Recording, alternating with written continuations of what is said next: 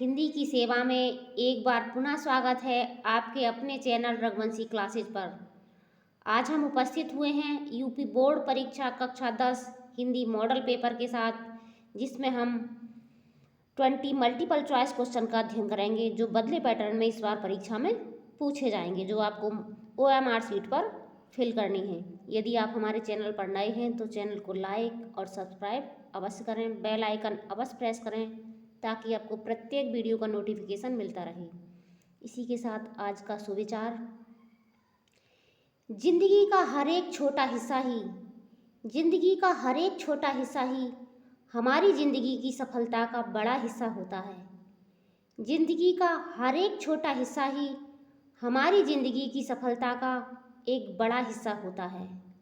तो इसी के साथ स्टार्ट करते हैं आज का मोस्ट इम्पॉर्टेंट वीडियो।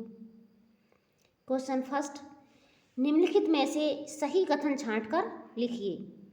तो इसमें जो कथन दिए हैं उनमें से एक कथन सही होगा, बाकी 3 कथन असत्य होंगे। तो देखते हैं सत्य कथन कौन सा है। ऐसे थे हमारे बापू के रचयिता डॉक्टर भगवत शरण उपाध्याय हैं। ऐसे थे हमारे बापू के रचयिता डॉक्टर भगवत शरण उपाध्याय हैं। धर्मवीर भारती द्विवेदी युग के कवि हैं। डॉक्टर रामकुमार वर्मा एक कहानीकार हैं। या झूठा सच यशपाल का प्रसिद्ध उपन्यास है। तो झूठा सच यशपाल का प्रसिद्ध उपन्यास है, ये हमारा राइट आंसर है। इसका राइट आंसर होगा ऑप्शन डी। नेक्स्ट क्वेश्चन, यात्रा के पन्ने की विधा है।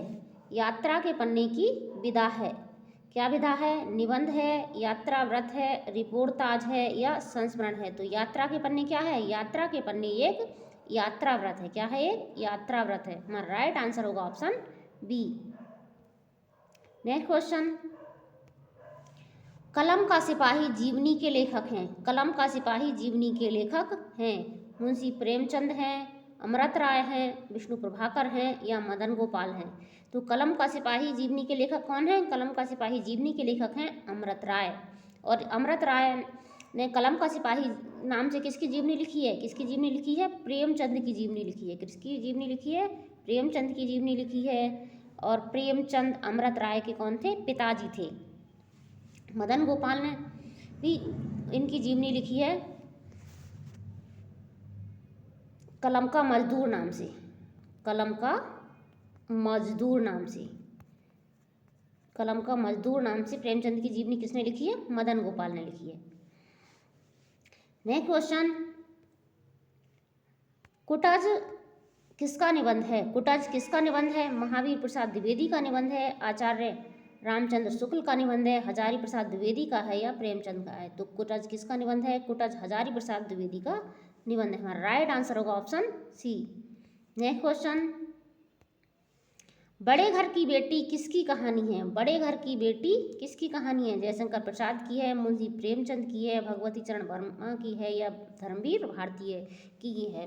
तो बड़े घर की बेटी कहानी किसने लिखी है? बड़े घर की बेटी कहानी लिखी है कहानी सम्राट मुंशी प्रेमचंद ने। हमारा राइट आंसर होगा ऑप्शन बी। नेक्स्ट क्वेश्चन, खड़ी बोली का प्रथम महाकाव्य है। खड़ी बोली का प्रथम महाकाव्य है साकेत है, झरना है, रामचरितमानस है या प्रिय प्रवास है। तो खड़ी बोली का प्रथम महाकाव्य कौन सा है? खड़ी बोली का प्रथम महाकाव्य माना जाता है प्रिय प्रवास को। और इसके राइटर कौन है? इसके राइटर हैं अयोध्या सिंह उपाध्याय हरिऔध।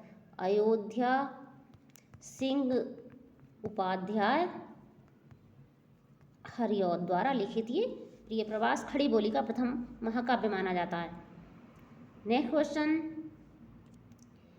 जयशंकर प्रसाद और महादेवी वर्मा किस युग के कवि या कवित्री हैं? जयशंकर प्रसाद और महादेवी वर्मा किस युग के कवि कवित्री हैं? कवित्री ऐसे नहीं लिखा जाता है, कवित्री लिखा जाता है, कवियत्री। वर्तनी शुद्धि के लिए में आता है, कभी कभी पूछा जाता है, ये बहुत पूछा जाता है। कवित्री हैं। तो कौन से युग के हैं? द्विवेदी युग के हैं, छायावादी युग के हैं, भारतेंदु युग के हैं या प्रगतिवादी युग के हैं। तो जयशंकर प्रसाद और महादेवी वर्मा कौन से युग के हैं? छायावादी युग के कवि हैं दोनों। नेक्स्ट क्वेश्चन, दूसरे सप्तक का संपादन कब हुआ? दूसरे सप्तक का संपादन कब हुआ? 1949 में, 1959 में, 1969 में, 1970 में। तो दूसरे सप्तक का जो संपादन हुआ उसमें इसकी डेट दी नहीं है, इसके यहाँ कर लेते हैं हम तीसरे सप्तक का। तीसरे सप्तक का संपादन हुआ था 1959 में। हमारा राइट आंसर होगा ऑप्शन बी। लेकिन हम बता देते हैं दूसरे सप्तक का जो संपादन हुआ था, दूसरे सप्तक का हुआ था 1951 में। अज्ञे जी द्वारा 4 सप्तक का संपादन किया गया था। फर्स्ट आया था 1943 में, सेकंड आया था 1951 में, थर्ड आया था 1959 में और फोर्थ आया था 1979 में। पहले तीनों में 8-8 साल का गैप है, उसके बाद चौथा आता है 20 साल के गैप के बाद। तो इनके चारों सप्तक का संपादन किसने किया था? अज्ञे जी ने। किसने किया था? अज्ञे जी। इनका पूरा नाम है सच्चिदानंद हीरानंद बातास्यायन अज्ञे। नेक्स्ट क्वेश्चन, छाया कहानी संग्रह किसका है? छाया कहानी संग्रह किसका है? महर्षि शरणगुप्त का है, जयशंकर प्रसाद का है, बाबू गुलाब राय का है या महावीर प्रसाद द्विवेदी का है? तो छाया कहानी संग्रह किसका है? छाया कहानी संग्रह जयशंकर प्रसाद का है। इनके और भी कहानी संग्रह हैं, जैसे इंद्रजाल, आंधी, आकाशदीप और इनसे प्रश्न अवश्य बनता है। इनको चारों को याद कर लीजिए। तो इनके किसी न किसी कहानी संग्रह को अवश्य पूछा जाता है। नेक्स्ट क्वेश्चन, निम्न में कौन भक्ति काल का कवि नहीं है? निम्न में कौन भक्ति काल का कवि नहीं है? अगर क्वेश्चन में नहीं लिखा होता है तो उस पर विशेष रूप से ध्यान रखते हैं, क्योंकि जल्दबाजी में कभी हम क्या करते हैं, हम ये नहीं देखते कि कौन निम्न में भक्ति काल का कवि। तो हमने पढ़ लिया अरे सूरदास हैं, हमने तो OMR में फिल कर दिया, ब्लैक कर दिया फर्स्ट, तो आपका ये नंबर गया। तो आपको क्या ध्यान करना है, क्वेश्चन को ठीक से पढ़ना है कि नहीं है। तो सूरदास, कबीरदास, तुलसीदास या केशवदास, निम्न में कौन भक्ति काल का कवि नहीं है? तो सूरदास भी भक्ति काल के हैं, कबीरदास भी भक्ति काल के हैं और तुलसीदास भी भक्ति काल के हैं। तो हमारा राइट आंसर होगा ऑप्शन डी, केशवदास। केशवदास कौन से काल के हैं? केशवदास रीति काल के कवि हैं। कौन से काल के कवि हैं? रीति काल के कवि हैं। इन्हें रीति काल का प्रवर्तक माना जाता है। नेक्स्ट क्वेश्चन, पंचवटी में समास होगा। पंचवटी में समास होगा, कौन सा समास होगा? पंचवटी में द्वंद्व समास होगा, तत्पुरुष समास होगा, द्विगु समास होगा या कर्मधारय समास होगा? तो पंचवटी में कौन सा समास होगा? पंचवटी में समास होगा द्विगु समास। पंचवटी यानी 5 बटों का समाहार, बटों का समाहार, या 5 बटों की जगह हम वृक्षों भी कर सकते हैं, 5 वृक्षों का समाहार। नेक्स्ट क्वेश्चन, चक्रपाणी का समास विग्रह होगा। चक्रपाणी का समास विग्रह होगा। चक्रपाणी का समास विग्रह क्या होगा? चक्र और पाणी, चक्र और पानी। चक्र है पाणी में जिसके अर्थात विष्णु या इनमें से कोई नहीं। तो इसमें हमारा राइट आंसर होगा ऑप्शन सी, चक्र है पाणी में जिसके अर्थात विष्णु। चक्रपाणी का सही समास विग्रह होगा। और इसमें कौन सा समास है? इसमें बहुव्रीहि समास है। कौन सा समास है? बहुव्रीहि समास है। नेक्स्ट क्वेश्चन, निम्न में कौन सा वृद्धि संधि का उदाहरण नहीं है? निम्न में कौन सा वृद्धि संधि का उदाहरण नहीं है? ये भी नहीं वाला प्रश्न आता है। कौन सा वृद्धि संधि का उदाहरण नहीं है? तो एक एक नहीं है, सदैव नहीं है, तथैव नहीं है या रमेश नहीं है। तो इनमें 3 वृद्धि संधि के उदाहरण हैं और 1 वृद्धि संधि का उदाहरण नहीं है। तो एक एक में, सदैव में और तथैव में, तीनों में क्या है? तीनों में वृद्धि संधि है। तो हमारा राइट आंसर होगा ऑप्शन डी, रमेश। रमेश में कौन सी संधि है? रमेश में गुण संधि है। रमेश में कौन सी संधि है? रमेश में गुण संधि है। और इसका संधि विग्रह होगा, संधि विच्छेद होगा रमा धन ईश। इसका संधि विच्छेद क्या होगा? रमा धन ईश। और एक एक का होगा एक धन एक, 1 + 1। सदैव का होगा सदा प्लस एव, और तथैव का होगा तथा प्लस एव, क्योंकि कभी आपको यहाँ तो हमने ये पूछा है, अगर प्रश्न ऐसे ही बन सकता है कि इनका संधि विच्छेद कैसे होगा।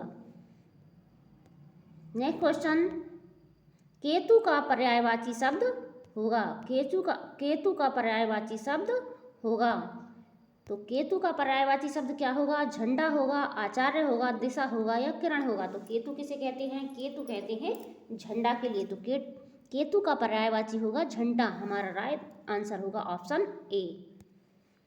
नेक्स्ट क्वेश्चन, निम्न में कौन सा शब्द तत्सम नहीं है? निम्न में कौन सा शब्द तत्सम नहीं है? ईक्ष नहीं है, ईक्ष नहीं, ये ईक्ष होगा, ईक्ष, छ बनेगा, क्षत्रिय वाला छ। ईक्ष, अक्षी, गोधूम या गेह। तो निम्न में कौन सा शब्द तत्सम नहीं है? ईक्ष भी तत्सम है, अक्षी भी तत्सम है और गोधूम भी तत्सम है। तो हमारा राइट आंसर होगा ऑप्शन डी, गेह।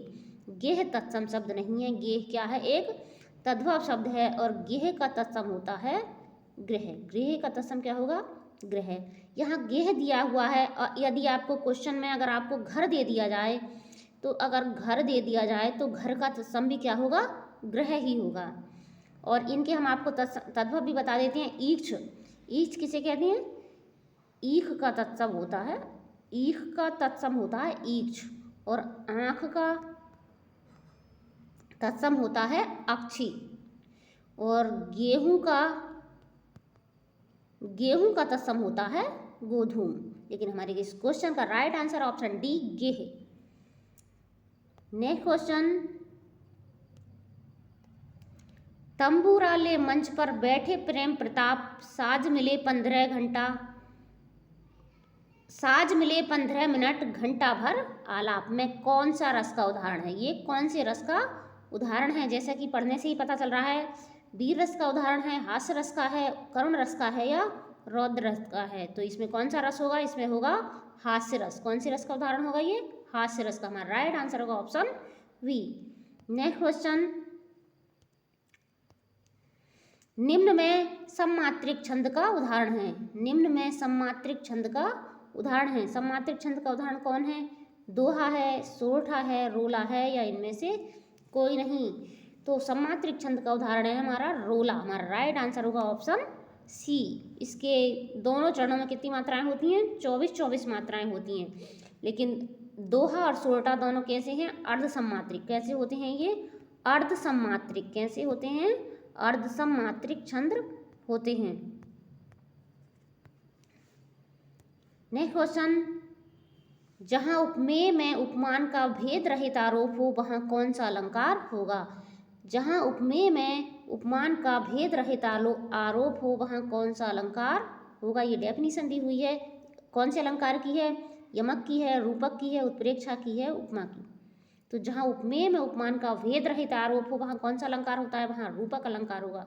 हमारा राइट आंसर होगा ऑप्शन बी, जिसका जैसे उदाहरण होता है चरण कमल बंदौ हरिराई, चरण कमल बंदौ हरिराई।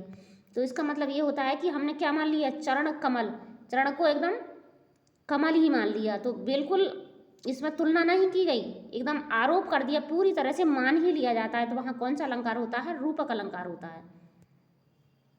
और उपमा अलंकार में क्या होता है? उपमा अलंकार में तुलना की जाती है, जैसे मुख चंद्रमा के समान है, और हमने कह दिया मुख चंद्रमा है तो यह होगा रूपक। नेक्स्ट क्वेश्चन, हस धातु का लोट लकार उत्तम पुरुष का एक वचन रूप होगा। हस धातु का लोट लकार उत्तम पुरुष एक वचन रूप होगा। तो उत्तम पुरुष एक वचन में कौन सा रूप होगा? हस्तु होगा, हस होगा या हसानी होगा या हसाब होगा। हस धातु के लोट लकार में रूप कैसे चलते हैं?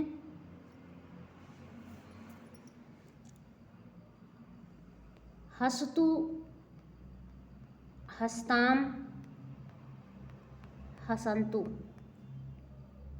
हस, हस्तम, हसत, हसान, हसाब, हसाम। तो पूछ क्या रहा है, हस धातु लोट लकार उत्तम पुरुष, तो उत्तम पुरुष एक वचन का रूप कौन सा हुआ, हसानी। हमारा राइट आंसर होगा ऑप्शन सी। नेक्स्ट क्वेश्चन, ये हमारा लास्ट क्वेश्चन है।